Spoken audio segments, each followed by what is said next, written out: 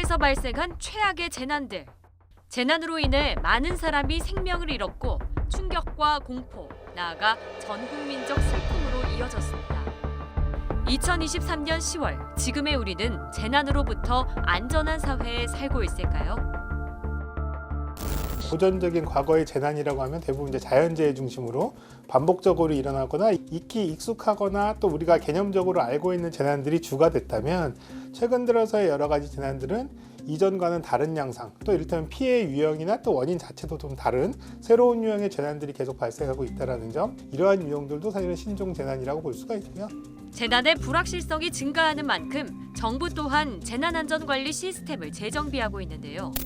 특히 이태원 참사 이후 정부는 국가안전시스템 개편 종합대책을 통해 재난안전관리체계 전반을 개편하고 나아가 안전한 대한민국을 도모하고 있습니다.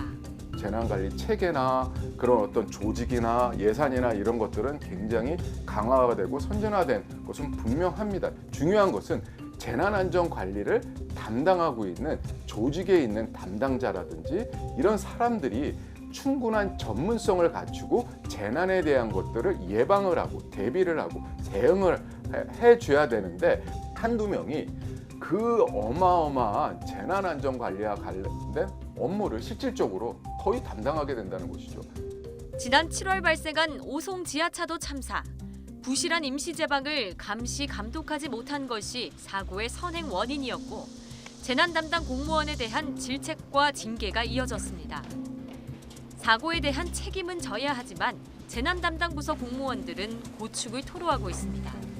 부서가 바뀌면 해보자 하는 의욕이 있는데 재난부서는 의욕이 안 생기는 부서예요. 봄에는 산불, 여름은 비, 가을은 태풍, 겨울은 대설, 거기에다 각종 질병들. 수백 명이서 하는 일을 도에서는 수십 명이서 하고 시군으로 가면 서너 명이서 하는 거죠. 감당 못해요, 그 일을. 태풍 와도 집 부서지고 뭐해도 사람만 제발 안 죽었으면 좋겠다 기도하면서 하루하루 근무하는 거죠.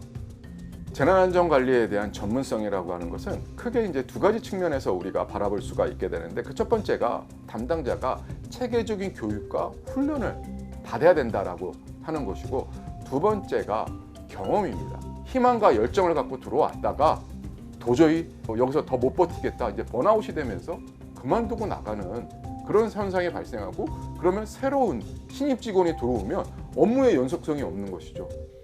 재난 담당 공무원에 대한 구조적 문제점은 수치로도 확인할 수 있는데요.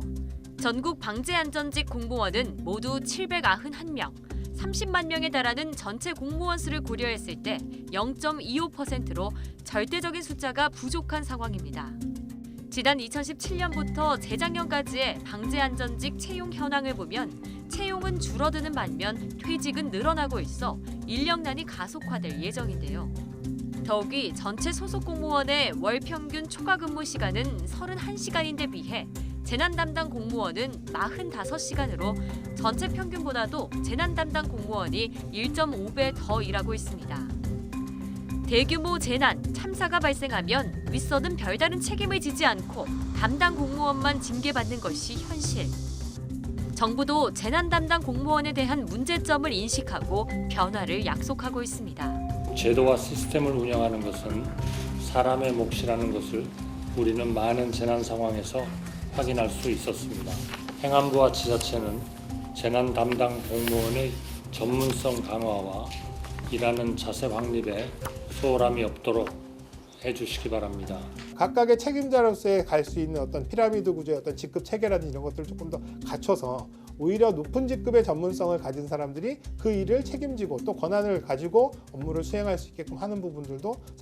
재난안전 담당자는 재난을 예방하거나 재난 피해를 최소화하기 위한 핵심 인력입니다. 인력 충원과 권한 강화, 제대로 일할 수 있는 구조 개선이 함께 이루어져 보다 안전한 사회가 되길 바랍니다.